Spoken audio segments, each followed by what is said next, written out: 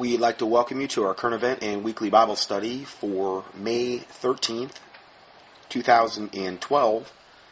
And today we'll just be covering not a lot of different topics, just some topics regarding the first one entitled Pope Benedict, present while Catholic deacon invokes Lucifer during the Easter Vigil Mass. This is pretty amazing thing that I've actually got confirmation on. Then we're going to actually segue into a little part on the NIV Bible actually calling Lucifer or Satan Jesus Christ, and we'll prove that. And then segueing also then into how the Catholics have reintroduced indulgences, that they're on the comeback, and that's being done now. We're going to be looking at that. And then how the Catholic Church has other knockoffs in other countries like China, in this particular case of Our Lady of China, and how that merges also Buddhism with Roman Catholicism, and then how that sets the stage for the coming one world religion, or at least one of the parts to kind of see the big picture. So we're going to be looking at those particular topics today, and let's go ahead and start out with the first one here. This was sent to me by a listener named Junior, and it was a link, and I got this from a lot of different people, and I was a little skeptical at the very beginning because I thought, well, I need to get confirmation on this because I don't know how to speak Latin.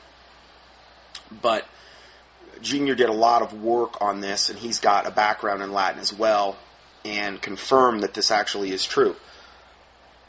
Pope Benedict XVI, present while Catholic deacon invokes Lucifer during the Easter Vigil Mass. Now, if you know, I've done a whole teaching on Easter and its pagan roots. It has nothing to do with the crucifixion of Jesus Christ. Nothing. It's a pagan holiday. You can put a Christian veneer on it all day long. It doesn't change the fact of what it was at its origin. And that's all that really matters. If you think about it, if the foundations be destroyed, what can the righteous do? So if something was wicked and corrupt from the very beginning, okay, you can put lipstick on a pig all day long, but it's still a pig, is the bottom line. So I know that might be offensive to a lot of people, but the thing is if we were to go back to the inception of when Ishtar or Easter was celebrated, which is determined essentially through astrology in order to actually find the date. And if you were to go back to its pagan roots and its inception, there would be no debate between you and I as to whether it was pagan or not, or to whether it was evil or not. If we were to go back to that time era, is what I'm saying, when it was first started, there'd be no debate. There'd be no debate at all. It would be a foregone conclusion, a given. Okay, it's pagan. It's evil. It's wicked.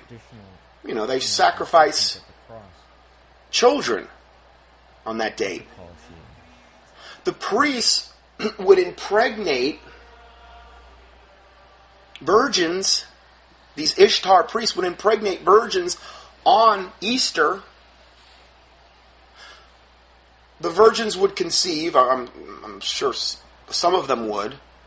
9 months later, they would give birth, and then 3 months after that, okay, you're back at Easter again, right? Well, that would be when they would sacrifice those babies that were impregnated the Easter before.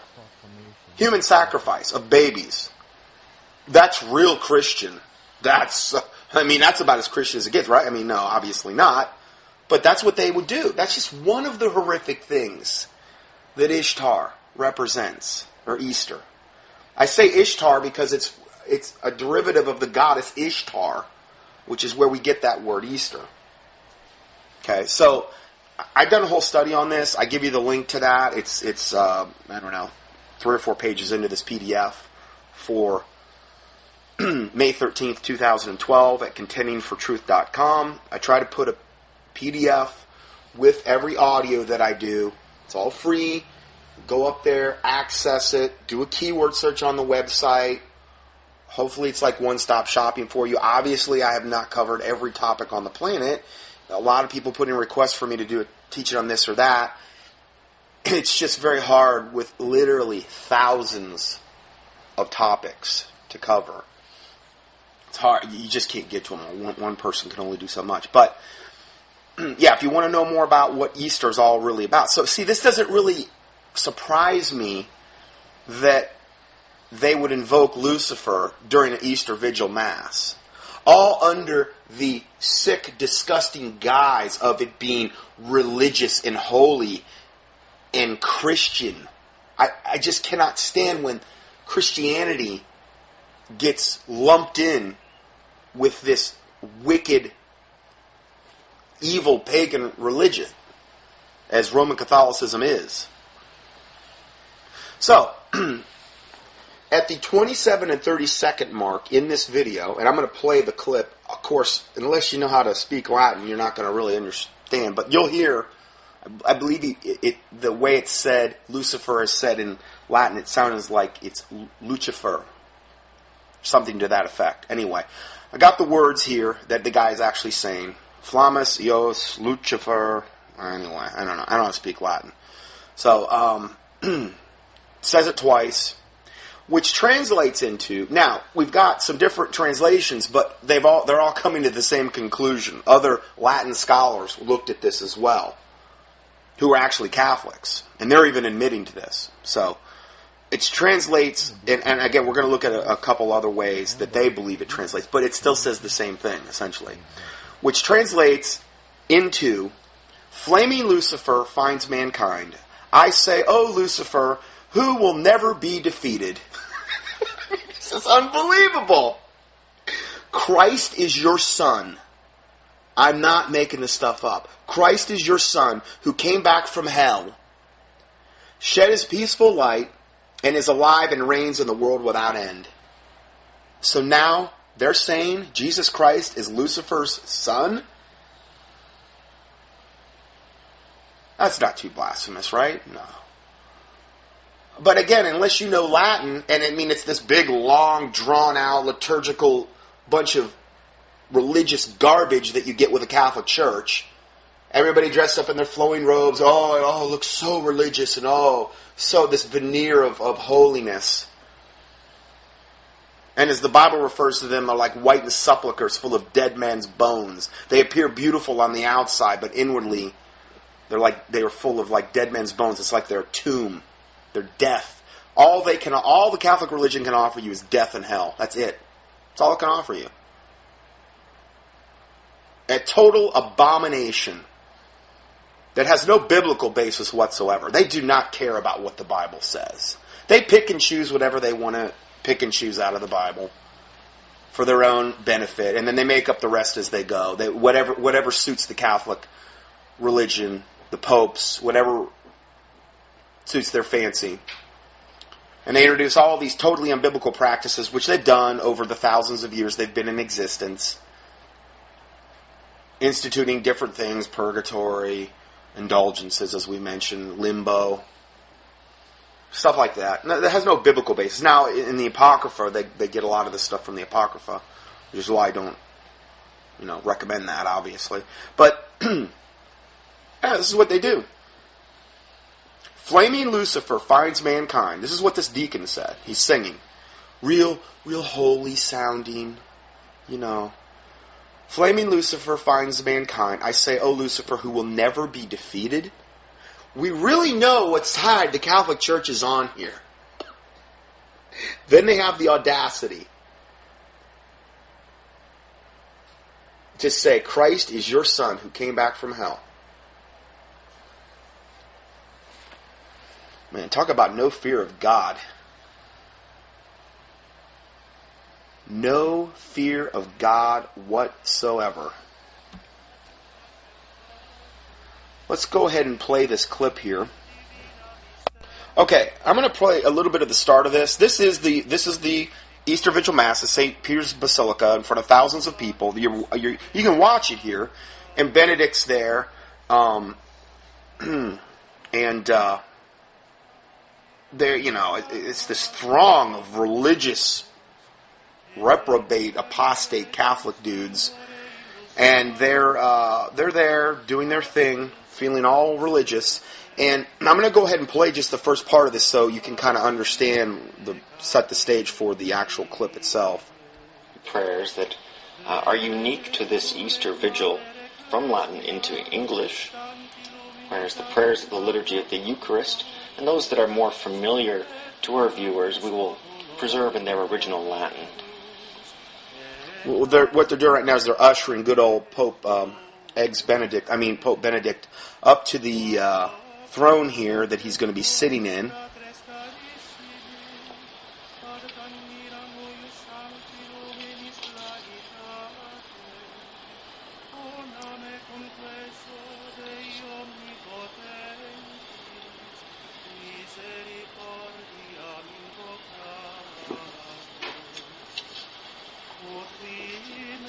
And they're taking his mitre off him, it looks like. Inside the mitre, there in the headband, I've been told that it reads Vicar of Christ, which is what the title of the Pope is in part. That word vicar means substitute, meaning he believes he is the literal substitute for Christ on planet Earth.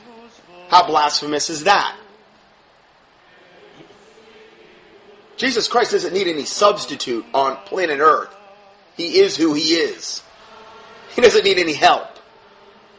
It's just one blasphemy after another. So he's standing up there. They're going into their procession. I can't even hardly stand and watch this stuff. It's just so unbelievably blasphemous. So here we're going to get into now the dude singing, the deacon here, and he's doing his thing, and I believe it's at the 27-minute 30-second mark here. I'm going to fast forward to just before that. Okay, we're at 27:24 here. I'm going to go ahead and play this now. Now again, unless you know Latin, you're not going to understand this, but I want you just to at least kind of be able to hear this clip. Sopernis luminaribus misceatur, flammas eius, Lucifer matur. Okay, do you hear him? Lucifer? That's Lucifer. Nos inveniat, ille inquam Lucifer quinescit. Okay, says it again, Lucifer.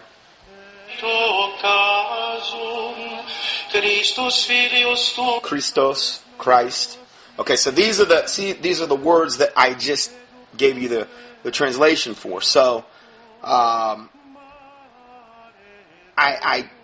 first reaction to this was, okay, I don't want to put this out unless I get some confirmation that's what he was really saying, because I'm no Latin scholar or whatever.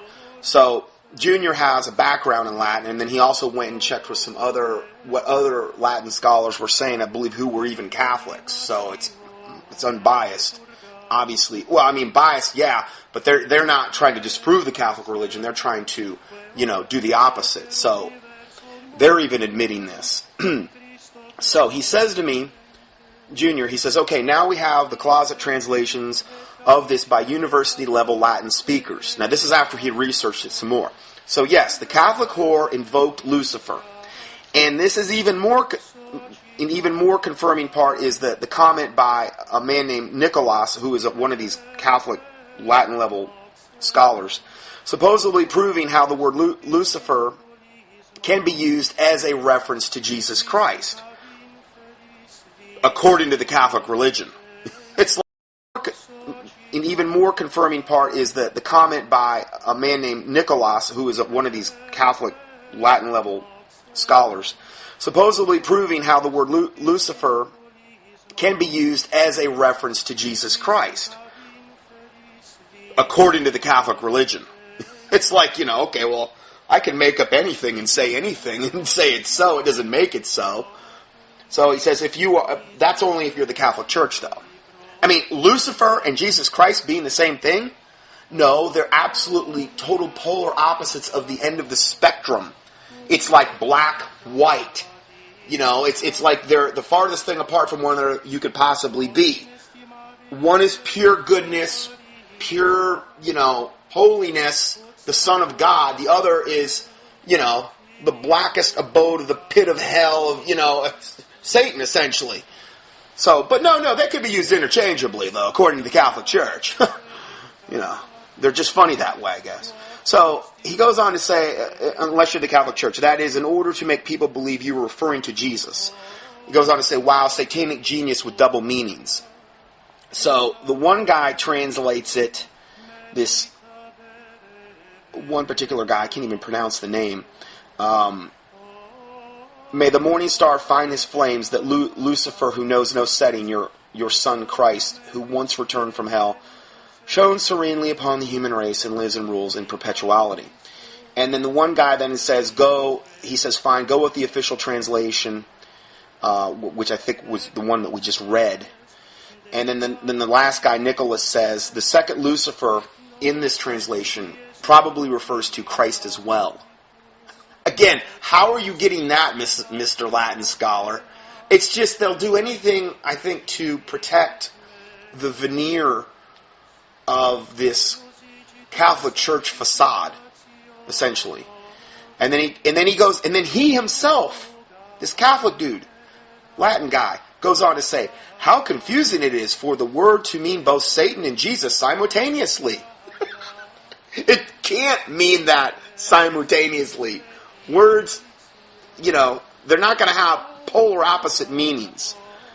So this is just their excuse. They're trying to almost do a little cover-up for the Catholic Church here. So I give you the teaching that I mentioned earlier on Ishtar and paganism. It's called Ishtar, Paganism Repackaged. There's a little green link for my teaching there. Getting back to this, though, then he goes on to say, Junior says, Scott, you've got to check this out. I was digging away in some reconnections with Latin sources and restudying my Latin again, and I found the original version of this whatever Easter Vigil Mass liturgy they were reading that was used at the Easter Roman Vigil. And it's called the Exulate or Easter Proclamation. So in other words, this has been around for, who knows, hundreds, thousands of years or whatever. It's not like this is the first time they've invoked Lucifer. Okay? But again, when you have this big, gigantic, long thing, and most people don't know how to speak Latin, very few people are going to pick up on this. The Exulate or Easter Proclamation is the hymn of praise sung ideally by the deacon, which in this case it was, because the guy, I backed up the video and I found that the one guy, the announcer, was saying, yes, and this is the deacon singing this Easter Vigil Mass thing. And then he says, ideally by the deacon, before the Paschal candle, during the Easter Vigil, in the Roman rite of Mass. It is sung after procession with the Paschal candle before the beginning of the liturgy of the Word. It is also used in Anglican and other various Lutheran churches. So they're, as far as I'm concerned, all they are little whorelets of the big whore. Okay? Lutheranism, Anglicanism, these types of churches are just a little more watered down maybe, but as far as just Catholicism goes. But they're still, they're a lot of it is just their knockoffs of the Catholic Church. They came out of the Catholic Church. So, he's also used in Anglican and various Lutheran churches as well as other Western Christian denominations. And back to Junior, he says, look at how this demonically genius this was. As in the version below, which is right out of the Catholic handbook, it first shows the Latin and then the English translation. The translation uses the word morning star, which is what the one guy translated it. Morning star. Now, I'm saying all that to get to another point I'm going to make about the NIV Bible. Okay? So, this is the thing that would have been printed on every single missal. It's spelled M-I-S-S-A-L. I believe it's the things they hand out, so maybe you can follow along, like a little hymnal type of deal. Same concept. Anyway, every single missal handed out at the Roman Catholic Mass. But when you hear the cantor, meaning the guy, the deacon, singing the canto, which I guess was what he was singing, he clearly says Lucifer, which is what I just played you, that clip. He's clearly saying it in Latin. So they did a bait and switch. So here is the Catholic translation of the Latin from the 1970 Roman Missal, which should shock you even a little bit more. Now, in this particular version, it reads, "You are the morning star that never sets. Find this flame still burning. Replace Christ, you morning star. Meaning, now they're referring to this as essentially, they're basically, this is not Jesus Christ bright morning star here, okay? They're referring to essentially Lucifer as the morning star. And again, I'm building to another point here. And then it goes on to say, replace Christ. I mean, how could it be Christ if it was truly the bright morning star Jesus Christ? How could Christ replace himself? It has to be some other entity, which is Lucifer. And again, there's different ways they translate it, but they'll translate the morning star Lucifer or morning star. And then they lump Christ into there so they can say, oh, well, it really means this when it meant this. Let us pray. So again, you are the morning star that never sets. Find this flame still burning. Replace Christ. Can't be Jesus Christ if they're asking him to replace Christ. It's Lucifer they're in reference to. And then it says, replace Christ, you morning star, who came back from hell and shed this new light on all mankind. Your